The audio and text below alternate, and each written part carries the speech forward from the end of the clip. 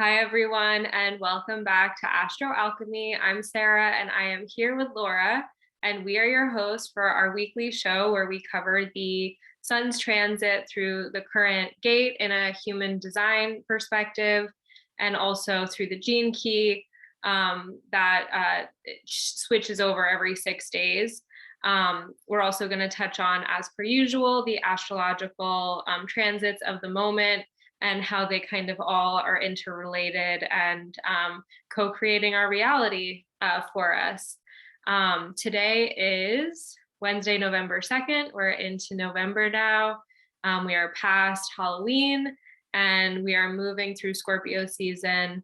It is 5:42 p.m. Eastern Standard Time, 2:42 p.m. Pacific Standard Time. And this week we're going to be touching on the 44, Gate 44 and Gene Key 44, and then also some of the larger transits that we're experiencing. We're in the heat of eclipse season, so we're going to be talking about the eclipses and the way that the eclipse on November 8th, the kind of archetypal energy of it. And then a few other things. Laura, is there anything else that I should add into the intro? No, but I just think it's funny how he stopped trying to pronounce my name correctly. I'm not even pronouncing. I'm literally like, I'm not even saying my last name. No, I mean, it's relevant because we've been talking about names and like how to pronounce them in my family. Just fun little side notes for you guys, because some of my family members can't roll their R's. So already I have a name that my own family members can't pronounce. And so it's like silly when I try to get other people to do it. It just doesn't work. It's okay. But it's fun. It's basically just me not wanting to be incorrect, which is not what I should be doing as a line 3. But maybe by episode 40 we'll be including the entirety of it. I did want to say, if you have not already and you like our show and our content and you like astrology, human design, and the gene keys, we would love if you and we're on your fractal. We would love if you liked and or subscribed so that you can follow along weekly with everything that's going on, because this is a timely show. And so every week, it's based on the time frame that we're currently in.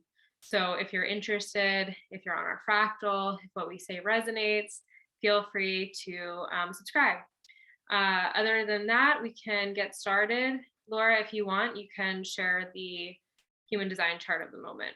Before I do that, I was wondering, what's the card of the day? We say we're going to bring up cardology and then we don't. Do you know what the card of today is, Sarah? Yeah, it's actually the 5 of diamonds. So today's the 5 of diamonds and or 5 of pentacles.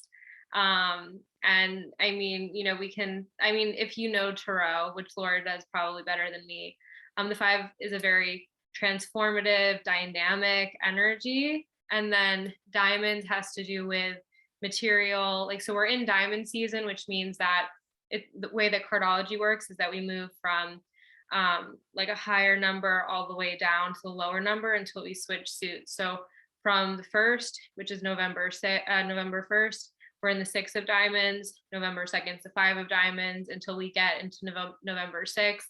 And by then we switch into club season. So right now we're in diamond season, which has to do with real material, tangible energy. What are you doing tangibly, and how are you inhabiting your body in a tangible way? So that's diamond season. And then the 5 of diamonds, similar to the 5 of pentacles, there's a lot of dynamic, movement oriented energy. Do you want to say anything about the tarot of that? Well, it's different. I feel like the definitions don't exactly match it, but I was going to say it's really interesting that our eclipse is not in diamond season, it's in club season. So we have this little interim of diamonds before we move into the majority of the month, which is clubs. So you can ground yourself before the eclipse knocks you off your feet. But yeah. On the Queen of Clubs, as a matter of fact. So yeah, so just so we know. Okay, well, yeah, there's a little, I actually haven't looked at the Mayan Cosmovision, so I'm not sure what we're in insofar as that, but yeah, that one's much more difficult to understand if you're doing, you want to get into it, go to cardology first. it's like much more laid out and easier to like find what day it is rather than the Mayan Cosmovision. But in other We'll slowly weave things in. yeah, make it a little more juicy and exciting. Mm-hmm. But going back to our regularly scheduled program, let's go into the human design of today. So I have a story. Oh, we're still in. No, we're not. This is not updated. Sorry, one second. It's like we are not in the third line anymore, people. We are in the fourth line of gate 44. And I bring that up with the story, which will probably come later in this video for you guys, or audio if you're on Spotify. Hey, Spotify. We're in gate 44, line 4 today. And I'm excited that it's a line 4 day because the line 4 is all about externalization and getting to community, like reaching out to people. It's very people oriented. It's like the top half of the hexagram. If you think of intelligence lesson, pretty well, not intelligence, but informative lesson, people. If you think about the 6 lines of a hexagram, you have the 3 lines on the bottom and the 3 lines on the top. You can divide those 6 lines into the bottom half and top half trigrams. And the first 3 trigrams, lines of the trigram are very personal. They're all about like your individual self, what you're focusing on, very me, myself, and I type of energy, versus the 4th, 5th, and 6th lines are transpersonal. They deal with the other, though. If you're like a 4 or 6, you still have a personal destiny karma. It's not transpersonal karma. That's another thing. But 4, 5, 6 lines of the hexagram deal with the other. And when you're looking at this in a human design chart or body graph, and you're looking at, okay, which lines do I have in lines 1, 2, 3 versus 4, 5, 6? 4, 5, 6 focuses, well, I correct myself, 4 and 5 focus on the channel. Can you zoom out a little bit on the screen just so that we can look at the line? And okay, perfect. Sorry, you can keep going about 4, 5, 6. I'm sorry, I didn't realize it was so zoomed in.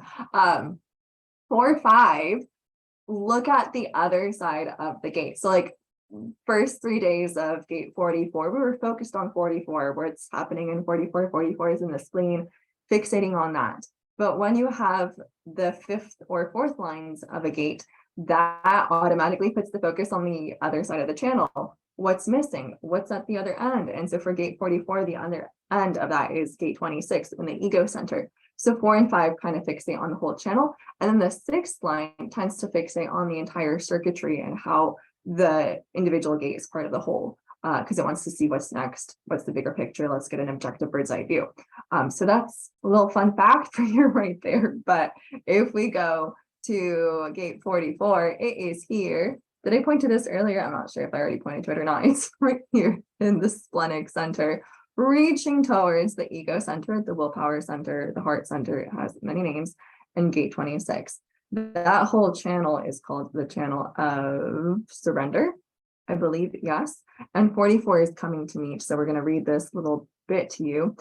The success of any interaction based on the absence of any preconditions, the gate of alertness. And with line 4, we have honesty and the sun's in detriment. So we're not going to see the optional exalted form because it's only going to show us the detriment, but the sun in detriment, that in extreme situations, in cases of self-sustainment, will expect assistance from forces it has totally rejected. Ooh, there is a ghost, or is opening on its own. And we're currently in the color 1 of fear. And so where to begin? As per usual, we're in the splenic center still. This is like that last little bit of focus on the spleen, because after 44 in the mandala, we move to gate 1, and gate 1 is here in the G center. So this is like the end of splenic season, basically. It's not a thing, but we're gonna call it a thing, hashtag splenic season. And so we're gonna move out of this type of energy that we've been sitting in for quite a while. 44 is part of tribal circuitry, which I feel like I'm gonna probably talk quite a lot about right now, because I think it's a very significant part of what it means to be within gate 44. But trying to think of like specific gate 44 bits that I can share. It deals with the sense of smell. It can smell success and smell failure, smell good business deals. 26 is the gate of the egoist. It's the taming power of the great. And so 44 in conjunction with 26, when they're together, it creates this ability to smell who will be successful, who will sell successfully, who will, bring transformation to the tribe, or bring resources to the tribe, bring a beneficial impact to the tribe. And so 44 is that instinctive awareness because it's sitting in the spleen versus the ego is the willpower, the actual like motor energy that will be able to do whatever needs to get done for the tribe. 44 smells it out. But tribal circuitry, I feel like, is fascinating. A couple weeks ago, we talked about tribal circuitry in terms of gates 50, 27, 59, and 6. Those are part of the defense circuit, and they deal with like the reproductive circus. Reproductive circus. It is the circus focus, reproductive focus of the tribe, having children, taking care of children, yada yada. But when it comes to the rest of tribal circuitry, it's called the ego circuit. All the circuits have subnames. This one's defense. I'm pretty sure the rest of the tribal circuit is called the ego circuit, which is interesting because that main ego comes in gate 26. But if you look at the whole, like there are certain responsibilities that each gate has or each channel has within the whole tribe. 1949, which is in Aquarius season, so we'll eventually get around to that, but that deals with the bride and groom, with the needs and resources, the principles of the tribe. It's a very religious or spiritual channel, deals with, beliefs to a certain extent, or the pressure to believe, the pressure to find God, the pressure to wonder if there is a God, and the principles and revolution. And so if there's issues within the tribe, then revolution in 49 is necessary, but revolution only comes about when it is absolutely necessary. Things like that. And 4037, we deal with bargains, agreements made within the tribe of people having certain responsibilities and roles. Then there's last week we have 5432, or the week before. We talked about it recently in the past couple of weeks, but that was the channel of transformation. It deals with ambition in 54 in the Marrying Maiden. We were in gate 32, which is the channel of change and channel of fear of failure and fear of change. Channel of duration, it deals with being able to recognize the pressure for the tribe to better itself. 54 is the ambition energy. So like, let's see if the tribe can improve. 32 also has a sense of smell, and it sniffs out who will be good, like who will be good for the tribe, who is the person that we can exalt and put up within the tribe, who is here to be recognized for their ambition. And so with all this circuitry of the tribe, I wanted to bring up that this is like much better planned in my head, but I wanted to bring up, we have like these three main types of circuits within human design, right? Individual, tribal, and collective. And yet there is another type of circuitry that exists within the framework, whether something is a generative channel, a manifesting channel, or a projected channel.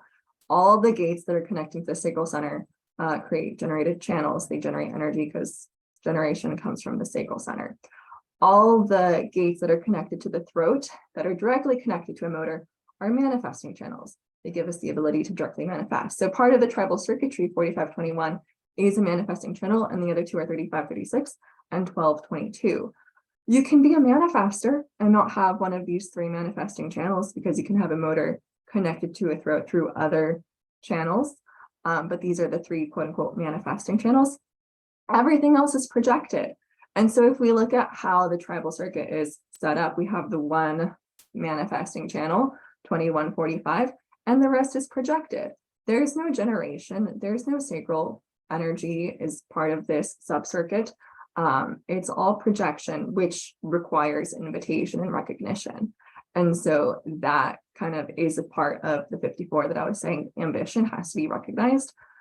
So it's not like you yourself are going to recognize your own ambition. Say, I want to go after these things. It has to be called out usually by someone else for you, maybe if it's aligned to you, but for the other lines as well. And so then we get to this channel, the 4426. If you look at the emotional solar plexus side, so 1949, 3740 to get to the ego, like all this energy of the tribe has to get filtered through the ego center to get to the throat. We like the way human design is built up is like everything tries to get to the throat. The root center creates pressure to get to the throat. The head center creates pressure to get to the throat. Everything's trying to get externalized through the throat. And tribal energy does that through 45, which is the king or queen who's like at the top of the entire tribe and basically is the figurehead. But then 21 is the control mechanism that dictates, okay, what gets the figurehead. And this willpower center is kind of like a hub of energy that is going to allow these other centers to get externalized. Sorry if I'm like saying this in way too many details, but I think it's fascinating to break down where all this comes from. And so we get to the 4426. It's the energy that has the instinctive awareness, right? Intuitive survival energy. It knows what the tribe needs to survive with 44. And that energy gets filtered to the 26, who is going to be the person who does the work. 26 being the egoist, it's the taming power of the great. It's the person who I like to think of it as like Jim in the TV show The Office. He goofs off and rests a lot of the time, but like he is a good salesman and he knows how to express himself. And 26 in and of itself without 44 can be, I mean, we're gonna get to 26 soon because it's in Sagittarius season.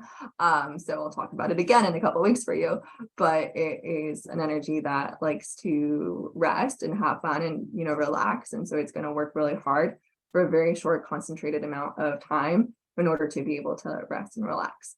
And so the 44 can sniff that out. And like in an individual, you know, it's the awareness and like feel good energy that comes from the spleen when you sell to like come off as like, yeah, I'm trustworthy. Yeah, I'm going to help you. Yeah, I'm going to be a person that you can rely on to, you know, like I'm selling you this thing and you can perceive the value in it because I have that feel good splenic energy. But without the 44, the egoist can be like, here, I'm selling you this thing. And without 44, it's not as trustworthy. There's no feel good energy coming from the spleen to say like, here's all the awareness and the intuition that makes this clearly a good deal or not. But so anyways, 44 is that intuitive ability that kind of feeds the ego so that the ego can work with the 21 and get to the throat. But yeah, in and of itself, 44 can smell success or smell different types of things. It's not the stream of taste, it's the stream of, I think, instinct. 20, the middle one, the individual circuitry is intuition. I think 32 and 44 are instinct. But in terms of my story, part of what Ross says with this gate 44 is the ability to smell a rat. If you think of a sleazy salesman, you might call him a rat. Earlier today, we were in the third line of gate 44, which has the quality of bumping into things. Things bump into you. It's a trial and error kind of day. This morning, I was taking out the kitchen scraps to the compost to empty them out. And I opened the compost carefully because there is a puddle of rainwater on top. It rained last night. I didn't want to get splashed with rainwater. So I just barely lifted open the lid and threw in the compost bits and pieces. And what came flying out at me was a little family of rats. And one like actually landed on me and, you know, scurried down my leg as I screamed for the whole neighborhood to hear. But I thought Sarah and I often talk about like good for astrology, bad for personal experience things of like when you have a situation and it just like so completely perfectly fits the bill of what's happening astrologically. This was a good for human design example, like smell the rat. I did not smell the rats. They were in the bin smelling the compost, but it's just like the rat energy of to be able to smell a rat. And then the third line energy of bumping into things and rats bumping into me. So there you go. Nice little comedic relief to throw fun at the universe. Why not get sprinkled on with rats? It's fun.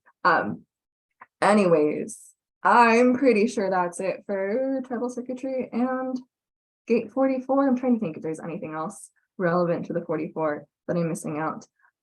Did not take notes this week, so everything's coming from my right mind, poorly organized memory. Yeah, I'm not sure. Oh, the success of any interaction is based on the absence of any preconditions. 26 doesn't like preconditions. If you have any expectations that you're laying on the 26 of thinking that they can do this or thinking that they can do that or expecting it to turn out a certain way, 44 is, well, 26 is going to reject it. The way for the 44 to be able to get to the 26, for them two to work happily together, is for there to be a clean slate of no expectations for the 26 to be able to do its thing. And so with this energy, the success is based on the lack of preconditions. based on being, the spleen is instinctive in the now, it's just spontaneous. And so that energy allows the 26 to function in its best way. I feel like I'm hyperfixating on the 26 and not the 44 itself. I have the 26, so it's easier for me to focus on the 26. But anyways, this whole channel allows us to like figure out good business deals, to smell what may or may not be potentially successful. So it's good for like the resources of the tribe to be able to sustain itself and survive and take care of all the members. Comes from this lovely little channel. Anyways, I'm gonna stop talking now. Sarah, is there anything you want to add? A couple things. I just quickly looked at the line companion and the planet in exaltation in this 44.4 is Pluto, because it has to do with like the detachment of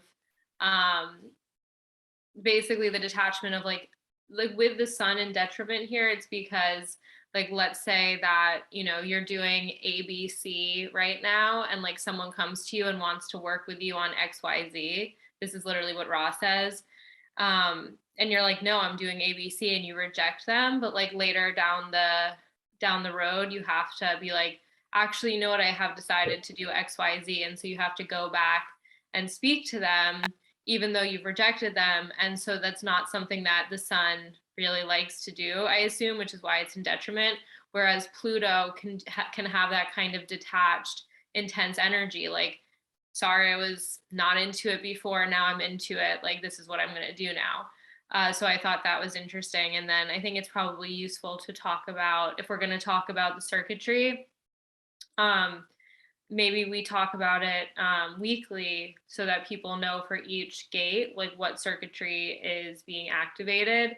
And I don't know if this is Venus entering the 1.1 and conjoining the South Node, or if it's the 44 or what, but like one thing I just want to impress is like, from a human design perspective, but also from an astrological perspective, like there's like a visceral feeling sometimes when we have transits. It's not for every transit for everyone, not for every defined center, not for every situation, but like sometimes you can like really see like a seed change in your behavior because of planets moving from one gate to another and defining specific areas of your chart.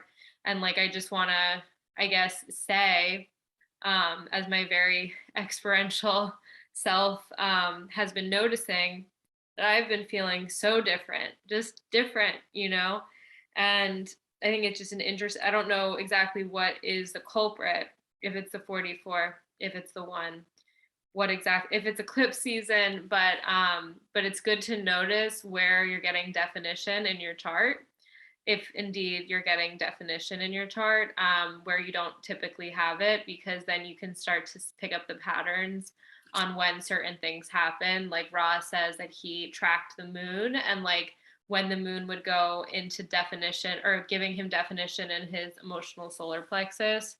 And I think that for him, he realized that when he got definition there, he became more emotional. And so it's a good, if you want to track the moon, or just follow the transits in the foundational transit chart in something like Genetic Matrix, it can be really interesting to see. Because as far as the 44 goes, I just think how interesting it is with a sense of smell, and like how, there's this, with the 57, this is something that he talks about in the Gene Keys, but with the 57, it's more like you can hear it in an intuitive way. Whereas with the 44, you can smell it, but like it's all very splenic and intuitive. And so just thinking about smell and how people who have this gate defined are going to be way more sensitive to smell, generally speaking. And that may inform it's literally, and we'll get to it when we get to the Gene Keys, but it's going to change, if they're functioning properly, the way that they, like Lora was saying, get into business interactions, relationships, and the like. And so this is, if you have this, really think about your sense of smell. I think it would be helpful, your sensitivities, things like that. It could just be an interesting experiment. So that's all I really have to say on the human design part. I'm just gonna confirm that. Yeah, my mother has 44 and she has like one of the best senses of smell ever. So like she always asks me, like, does this smell funny? I'm like, no, my sense of smell is dead. Like I can hardly smell anything at all ever.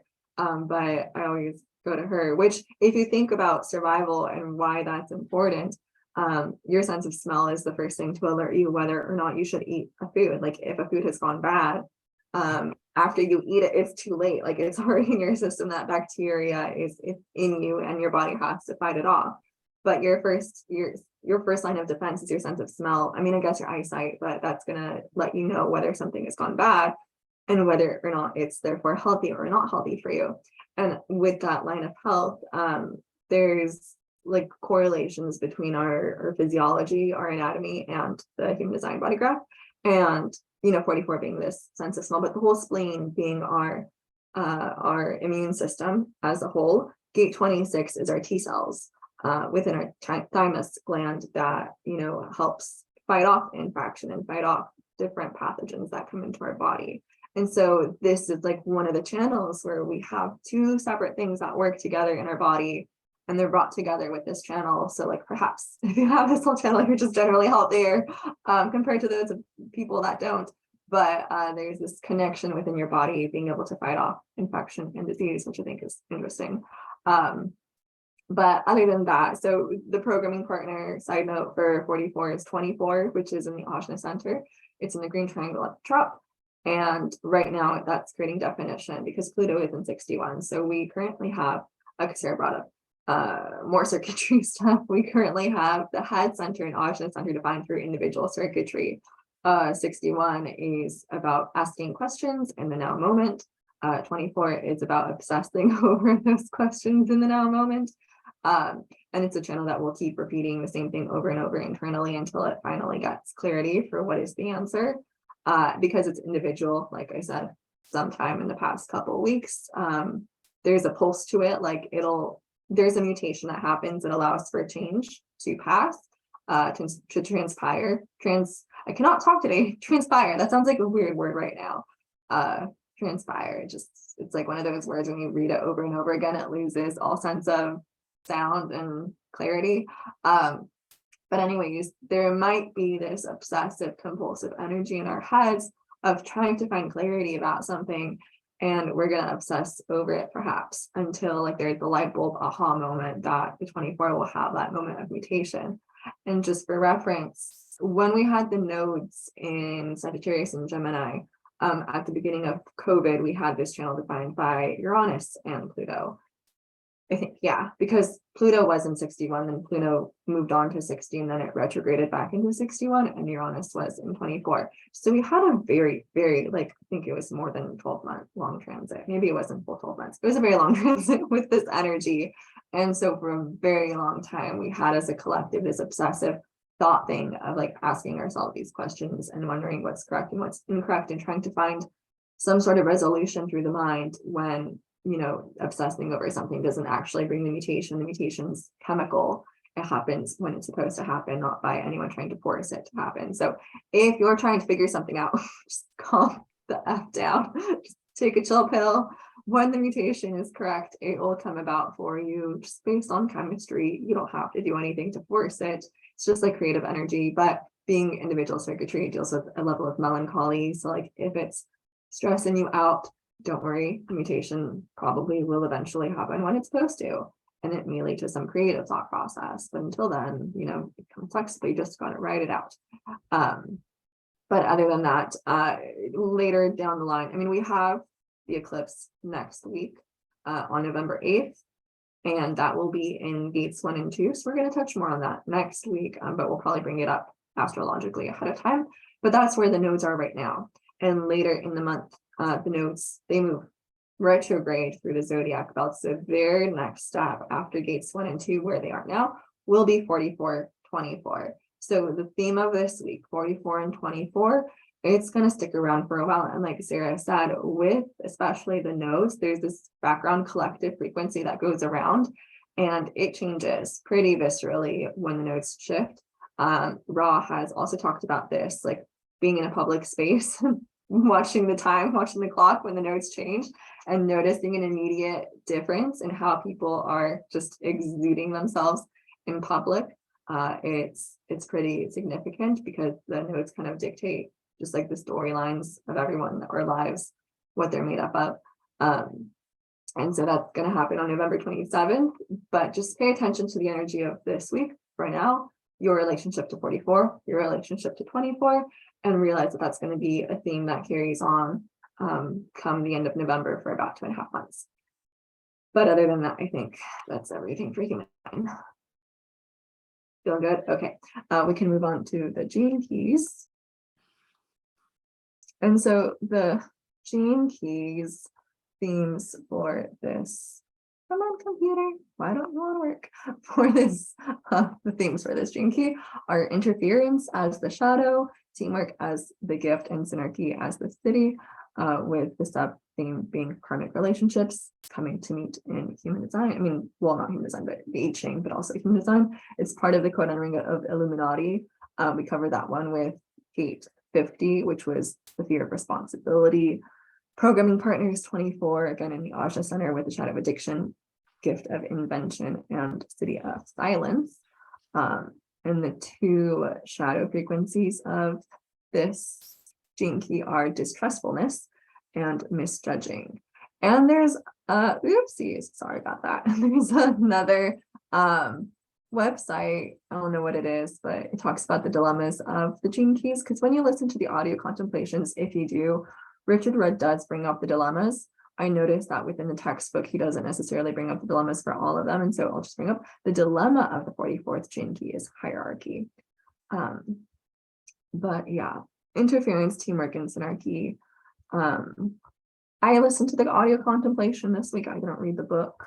I don't know if Sarah wants to cover the gene key for us, and I'll sprinkle in my opinions in throughout. But Sarah, want to take it away? Yeah, for sure. I mean, I've actually read this. I've read this a few different times, not least of all because a few different people in my life have the 4426. Not least of all in that, my mother. And so I've had my own kind of complicated relationship around it because for me, my mom and I have the exact same channels defined in our chart. So we both have the 3041, we both have the 1156, but only she has the 2644. I don't have either of them.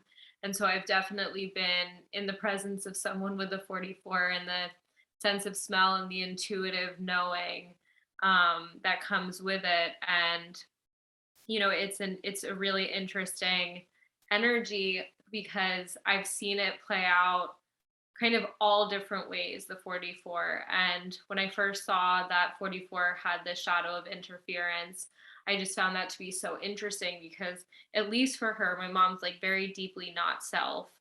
Like interference has been the keynote of our relationship in a sense because she's never really been able to hold space for the people in her life to be what they are without her trying to get them to be what she wants them to be. You know, it's very not self trying to control, ego trying to control, whatever terminology you want to use for it. So, and I know that, and I feel that that interference has something specifically to do with this gate. I looked at a few different things in this chapter, and I've underlined a bunch of different things over time. One of the most interesting things is just like around the fractal and the nature of the fractal. And basically, just to give a definition from Gene Keys, he says, Richard Rudd says, the term fractal refers to a phenomenon found in natural systems whereby patterns are found to endlessly repeat themselves holographically. And the term human fractal is an extension of this notion to human relationships, referring to the web of invisible patterns that bind certain groups of people together. And he goes on to say that people specifically with this key tend to have even more karmic relationships than your average, whereas we all have karmic relationships, we all have our own fractal. But when the focus or attention is on the relationships, there may be instances where people who have the 44, they'll get, and everyone does this to a greater or lesser degree, again, getting into relationships and leaving the relationships, but finding the exact same energy in the next relationship that you go into.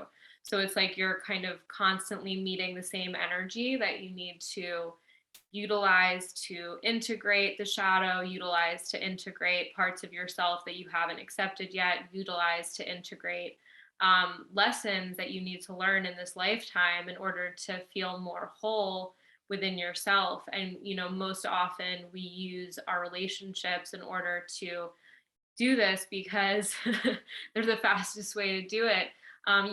Being alone is wonderful, but like you're not going to get the rapidity of just evolution that you get when you're in a relay or a relational dynamic with someone else, because they will immediately show you certain things about yourself that you may not be able to see on your own. And so for this key, he says that those closest to you basically hold the secret to your destiny, and your higher life purpose. And so for people with this key, I think this is true. I was saying to Laura earlier, and our dear friend Donna Lynn always says that life is a Xerox copy of what's going on internally. I think the lesson here with the 44 is just that, everything that's happening outside of you, everyone's a part of your subtle body. There's nothing that's happening outside of you that's not a part of you. And the subconscious is, is deep and dark and wide. And so even though a lot of times it feels like, oh, like let's point the finger at this other person as to be the cause of my stress or anxiety or issue or whatever, ultimately the not the problem, but the problem and the solution all begin and end internally, so within you. And I had a moment today where I've just been like listening to things from Guru Jagat, may she rest in peace, and Phil Good, and like both of them were talking about relationships and how basically like we think that we want something, but like our subconscious mind is actually going to be the thing that decides whether or not we actually want it, because ultimately what our conscious mind wants and what our subconscious mind wants are not always in alignment. And when those two things aren't in alignment, the subconscious mind is going to win out, and you're going to feel egoically like you're not getting what you want, but like ultimately the higher self, the soul, the self and human design, there's, it's giving you exactly what it is that you need, whether or not you will kind of admit that to yourself. And so this is just some things that I've learned during the transit of the 44. And I just think it's interesting that I'm really thinking about relationships and relating and understanding that if you want your relationships to change externally, like you have to do the work internally first. And tough pills to swallow because it's easy to be like, this person's not doing this, like, and so like, feeling like a victim to it all. But that's not, if we're really, really being responsible, and if we're really, really being sovereign, then we know that we have to change our attitudes, our beliefs, our internal paradigms before we're able to do anything with another person that actually is holding space for the just the nuance of their soul. Can you minimize this? Thank you. Something else that he says is that, I was talking before about how you have a fractal, and there's this quality, one of the shadows of it is interference. And something that he talks about in the chapter is just that if we're looking at the human relational system as a whole, and we're not just looking at like one person, if there's something chaotic that's happening within that,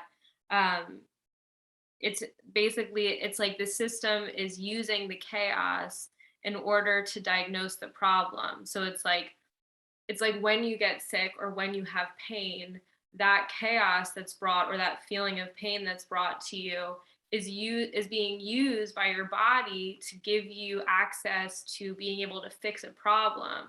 And so it's in a way just a way to be more accepting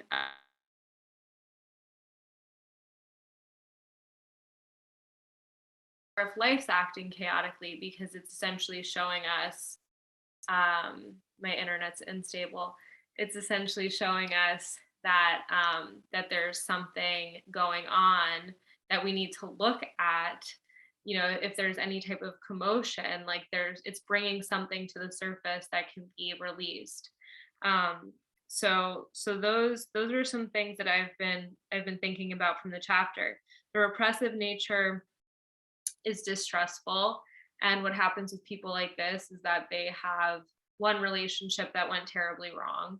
And then they don't trust anyone ever again, naturally. And they keep people at arm's length, because even if you can't tell right off the bat that you're at arm's length with someone, it's like they're there, they're present, physically present, but they're not willing to go intimately into a relational dynamic, into a relay with you. They're not willing to actually get vulnerable. And so people with the 44 who are acting in the repressive side, they tend to, you know, again, these both repressive and reactive are going to find themselves in the same relationships, the same types of people. And then the misjudging side is like, we're talking about the 44 being able to smell a rat. It's like if your 44 isn't functioning, or is functioning from the shadow, you can't smell a rat, or you think you're smelling a rat and it's not really a rat. One of the things that I forgot to mention was just that with COVID, because I guess it's been another sweep of it going around everywhere. With COVID, a lot of people lose their sense of smell. And like Lora was saying, your sense of smell is so important. It allows you to feel safe. If you don't have your sense of smell, you can't actually feel safe. You can actually make decisions of what to eat that are, you know, food that are spoiled, not good, you know, any of that kind of thing. And with the 44 functioning improperly, you're going to have instances where you can't smell anything, or if you are smelling something, it's not correct. So those are some things about the shadow. Do you want to add anything in before I go on? Yeah, if you related to human design with that energy, if you have 44 in an undefined spleen, there's like the whole amplification distortion energy that happens when you have a gate in an undefined center, because when it gets a plug, whether with another person or with a transit, it'll just distort itself.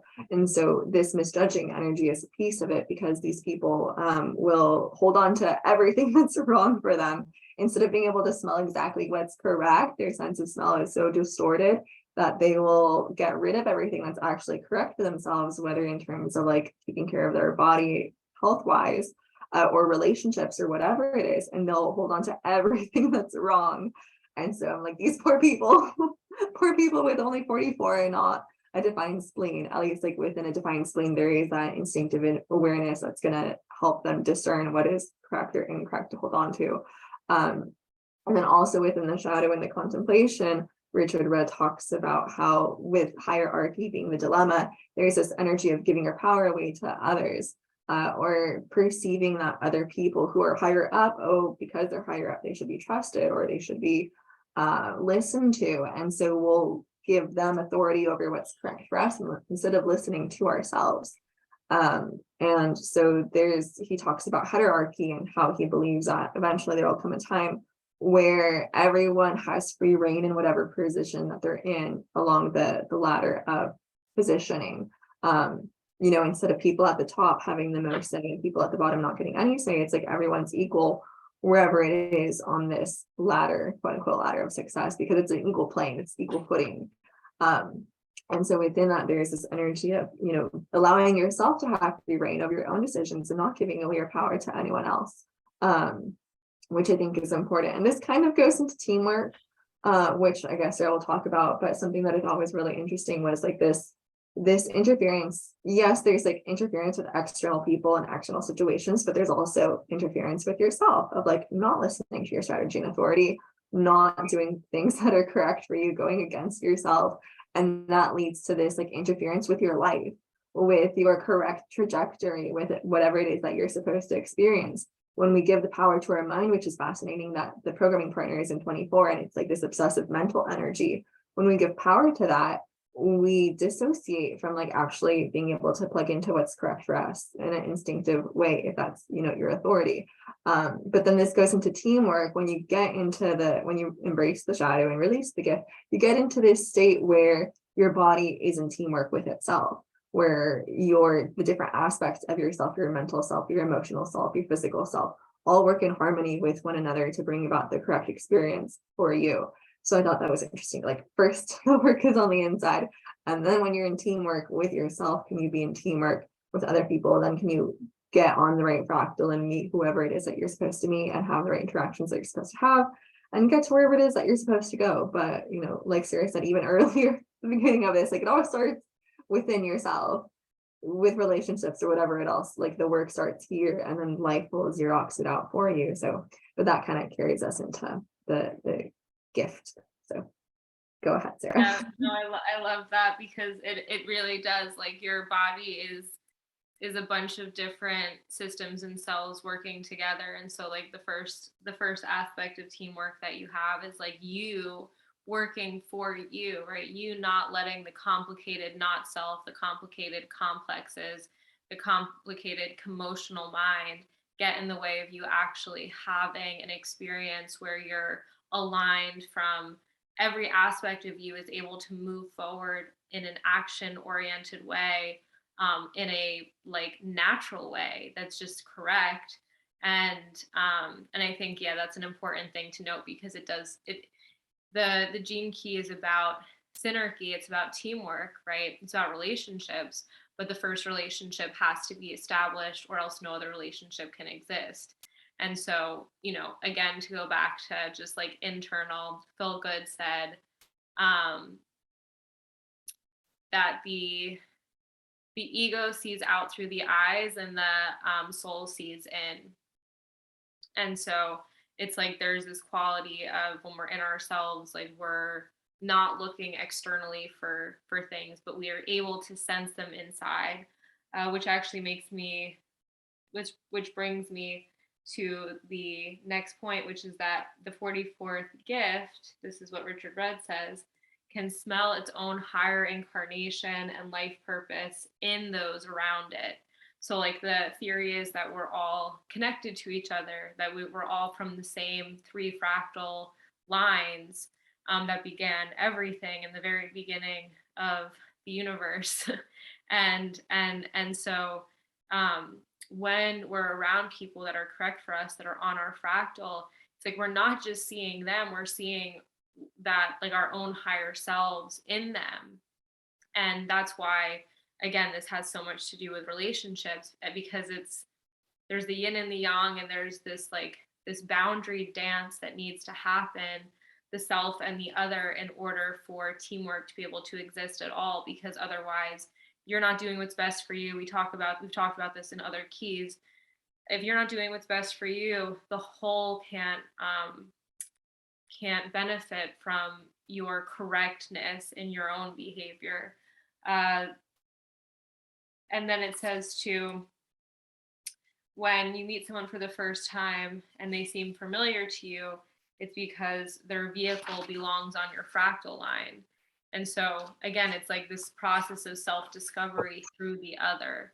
And so I think that it's just funny, everything that I've been learning about lately, because it feels very much like I've had to let go of obsessing over what other people are thinking, doing, feeling, sensing, whatever, and just remember that like I have to, during the 44, I've remembered that like I have to think about everything that's going on with me and be correct internally within myself before anything else can happen. And then synergy, or do you want to say anything about the gift? Just in response to that, this gate is much more gentle than the preponderance of the great last week, when I was like doom and gloom, we're all dying. So it's a much nice, like we still have that. I think Mercury is still in 28, but yeah, it's amazing how much the sun's position in any gate can affect this so deeply and profoundly, and like affect what we're thinking about and what we're perceiving in the world around us, to validate what Sarah said, even like at the very beginning of this recording. So yeah, it's much nicer. so much more gentle. Well, it is in a sense, but like in a sense, like no, because like if you can't get your relationship with yourself right, everything's Well, fucked. yeah, but I mean, French. it's nicer on me personally. Yeah, it's nicer for I you. did not fare well with 28. Well, no, because like if you're dealing with somebody who has the 44, they're blaming everything on everyone else and playing victim all the time if they're in shadow.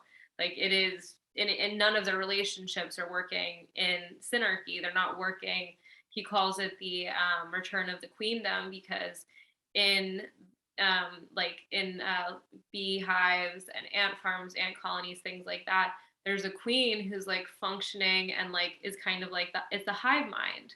It's where everything's all connected.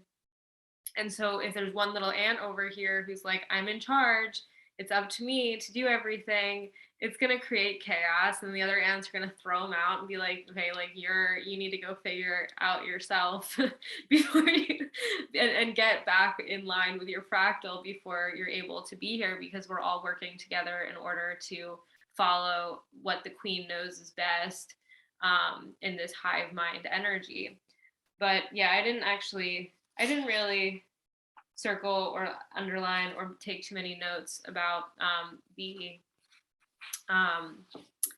the city, except for that it has to do with the queendom and this like just correctness of energy, that like everything is working together in harmony internally, but then also within all of the relationships. And like when that's turned on, it's like that's almost like a good infection, a good virus that like moves through the entire fractal line. But you know, most of us are not in the city state of it, so Yeah.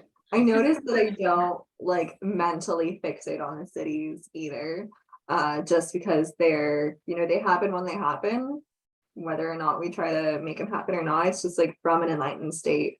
But yeah, I don't mentally fixate on it. But like story time, what you said about like ants and hives and queens, my sister told me a story about, she was like watching I think you froze.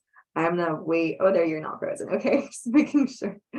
She told me a story about a type of butterfly that she was like watching a documentary on, and this butterfly, the caterpillar that turns into the butterfly will give off a certain smell that smells like ant, and so it goes into an ant colony and it puts off the smell of being the queen of the ant colony. And so everyone's like, this is the queen. We have to feed her. We have to give her all this food. We have to make sure she's okay. And so it's like living up the high life in the ant colony.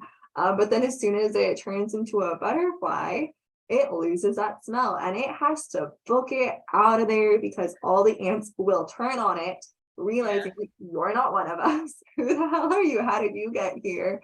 And they will kill it. So the butterfly really has to book it out of the ant colony like as soon as it turns. But yeah, it's just like amazing. I feel like this is like a probably whatever codon or amino acid is associated with this gene key. I'm guessing the caterpillar has a lot of, for it to like operate as its like own, physiology, how it functions, how it gets food and nutrition through pretending to be an ant. Which is like also similar to the 26. Like it's like, oh yeah, I'm a salesman. Like I can come sell you these like great cars, and they're actually like cheap, like not pretend cars, but cars with like used parts that don't function anymore. So I feel like this is the energy of 26 and 44 in nature. So it was cool. Yeah, it's a little fun story for you all, but I like that. I think I'm good on the gene key. How do you feel, Sarah? Yeah, let's move on to the astrology. Okay. Share our screen again. Oh no. What happened? No, every time I hear a little WhatsApp notification, I'm like waiting for like a torrent of them. Like I need to turn off my volume. I just don't have notifications on. Do it this way. Ignore everyone until you want to pay attention to people. Or don't, or have notifications on your technology. So as we said, the full moon, maybe even too zoomed in, the full moon lunar eclipse will be next week on November 8th. What day of the week is that? It is Tuesday. Okay, so we're 7 days out. And that eclipse will be a total eclipse because it will basically be conjunct the north and south nodes. and it's going to be in gates 1 and 2. 1 is in Scorpio, 2 is in Taurus. So Sun is in 1, Moon. Well, it's Moon, Uranus, North Node are in 2, and then Mercury will come right direct conjunct Cazimi. Recently talked about the Venus Cazimi. Mercury will be in Cazimi with this eclipse. So Mercury's energy will be a vital piece of the equation. But yeah, it'll be pretty, I think it's at 16 degrees actually, the eclipse. Is it? I forgot. I wrote it down a while ago. I'll see if I can find it. But Sarah, you talk while I try to find the degree of the eclipse. Well, can you just actually scroll down a little? I didn't realize that, oh wait, this isn't the human design chart. I didn't realize that Uranus was in the 2 as well. Well, yeah, isn't it? Just Uranus. double. Yeah, Uranus isn't, well, 2.6. Yeah, I feel like that 2 energy is so important because it's literally in the I Ching and also in human design, Gene Keys, it's called the receptive. It's the most feminine. You need to surrender. You need to let go of control. You need to just float down the river key that can possibly exist. Like, I don't think there's one that's more let go of the reins and let the current take you than the 2. And so, like, one of the biggest lessons I think that we're really not facing, I feel like that's like negatively connotated, but that we're really coming to is just like understanding that we're not in control. And that is not fun for your ego, not at all. While, interestingly, the South Node is in the 1, which feels like a deep release over that. The 1 is the opposite of the receptive. It's like the initiatory, reactive energy of like, we're going to do this, we're going to go, we're going to, burn our names on the side of every street corner. We're going to do what we want to do and make ourselves known instead of allowing the current to take us. And so there's this energy of like, I want to control, contracted, but I need to let go. And it's in Scorpio, which is a fixed sign. So it's like there's such a need to just like, I just feel this like need to let go of control, that has maybe been really difficult, or in ways that have been really difficult for people, for me, for the collective at large. But maybe there's a little bit more access that we have to that let go because of the South Node, because of the eclipses supporting it. With Mercury in it, involved in it, I mean, that's like that feels like some kind of. Did you want to keep looking at that? No, it's okay. That it seems some sort of like communication or conversation, deep conversations around this theme of letting go of control and receptivity. Uranus is just kind of like it's gonna create chaos, I think, in situations, or it's gonna seemingly create chaos, right? If you're in the not self mind, it's like we're going to show you situations over and over and over and over again that you don't have control. And like, you might not like it if you've been thinking that you have control and you haven't caught the vibe yet that you don't. And so I feel like, with the South Node, partial solar eclipse that we had, there was this sense of, all right, we got to clear out some stuff. And now it's like, okay, and like, we're going to show you how to, and when I say we, I mean, it's like the royal we, the queendom we, we're going to show you how you can reorient your life in a way that's more receptive, that's more in flow. And yeah, if you're trying to not do that, it just simply is not going to work. So there's that. And then I said this before to Lora, last exclamation point on the Saturn Uranus square. So it's like structures versus this need to evolve, coming to a very dynamic degree. We've been dealing with it since 2021. It's nothing new for us, but now we're going to be finally out of it as Saturn moves finally through Aquarius and into Pisces. We're not going to see this energy come back probably for about 7 years until Saturn makes another. Is it going to be a square? No, it's going to be an opposition. No, it's going to be a conjunction. till Saturn makes a conjunction with Uranus.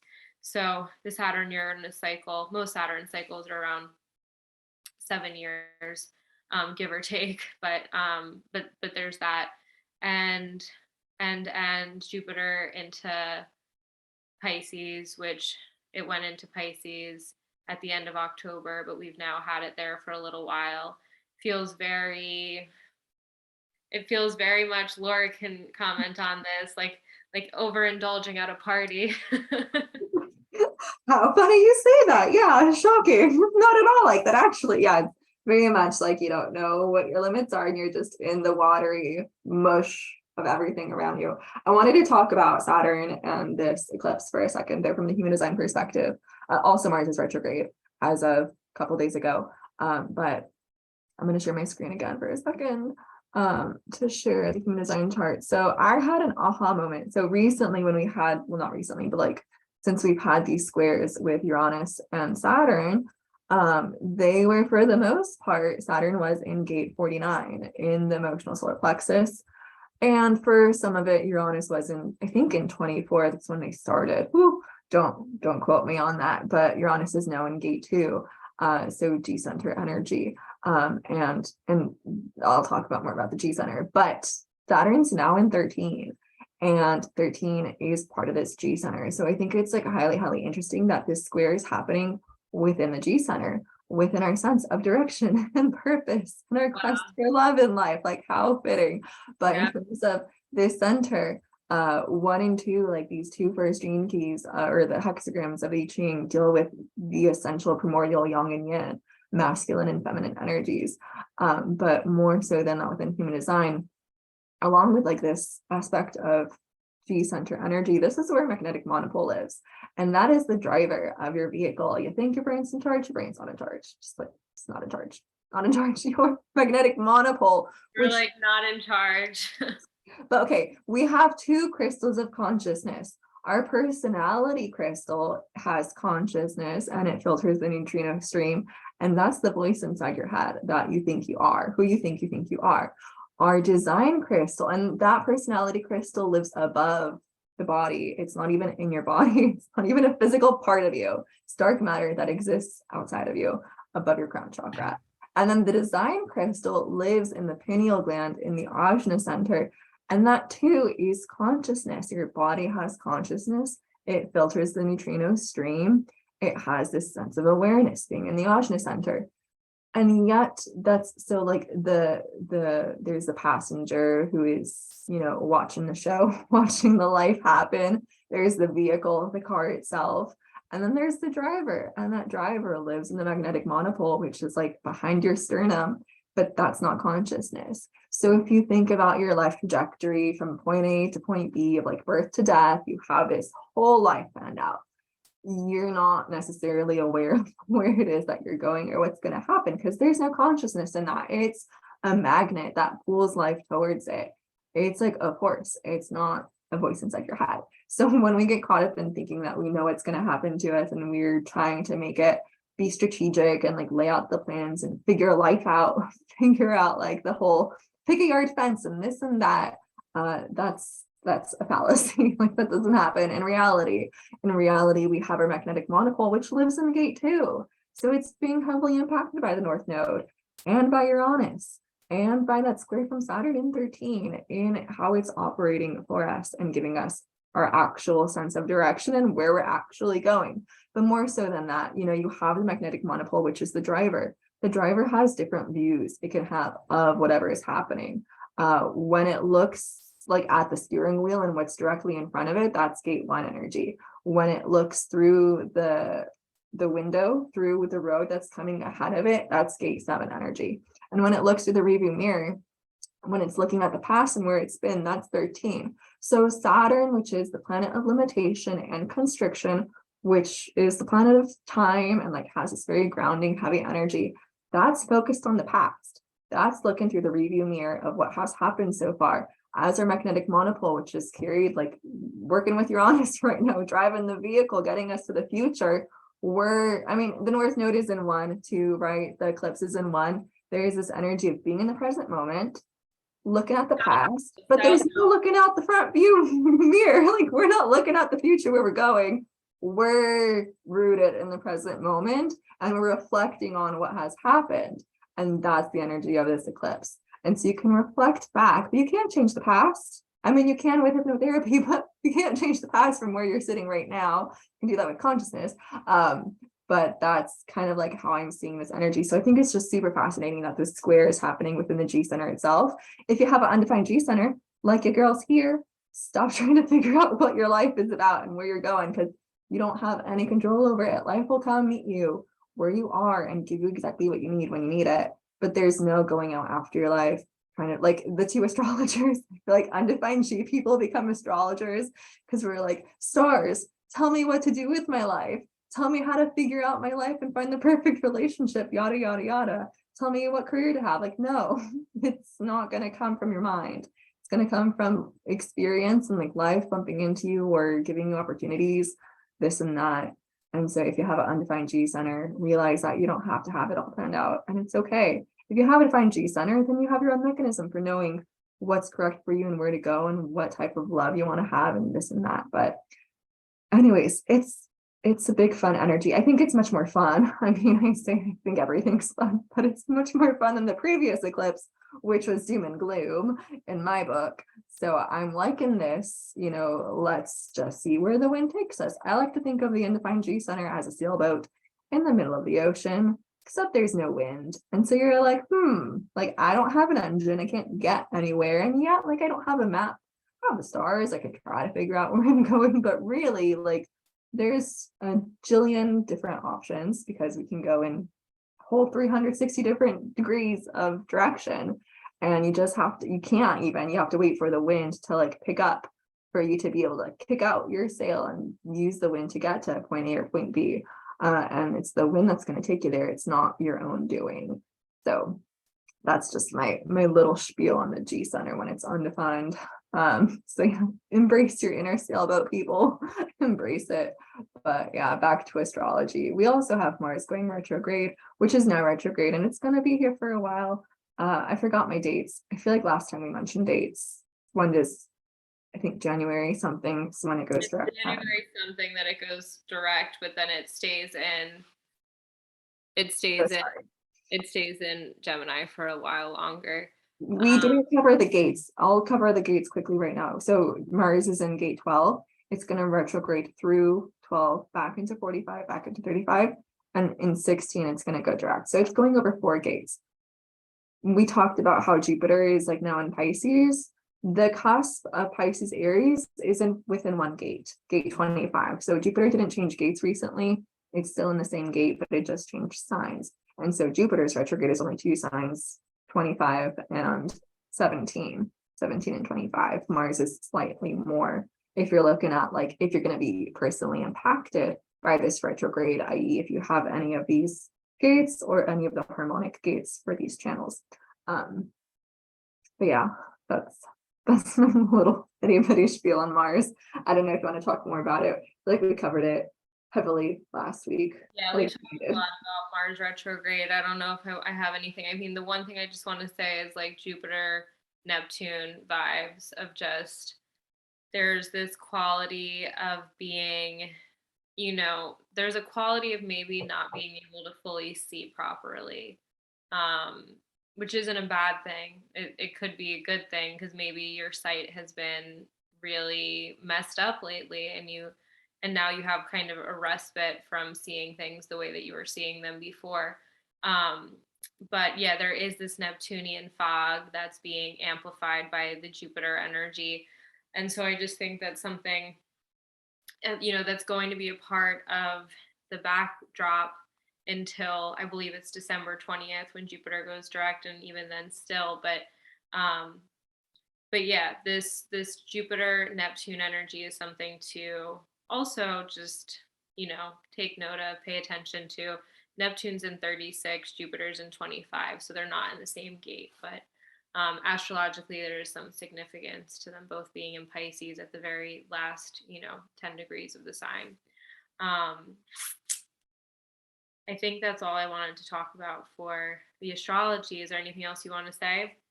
I don't think so. Next week, we're going to cover gate splitting 2 in more depth because the sun will be there. So there's that. Brace yourselves. Happy eclipsing. I feel like needs to be like catchphrase that spreads throughout everyone, the world, for like happy eclipsing, because it sounds a bit silly. But yeah, other than that, no, I think I'm complete. Okay, well, thank you everyone for sticking around for the entirety of our episode. I have a feeling it was, I think it was shorter than last week, but a little bit longer than I don't know. usual. I talked about human design a lot this time, so maybe it was long. Yeah, well, it's all good in the hood. You know, our open G centers are supposed to go with the flow. So, or be the little boat in the middle of the ocean.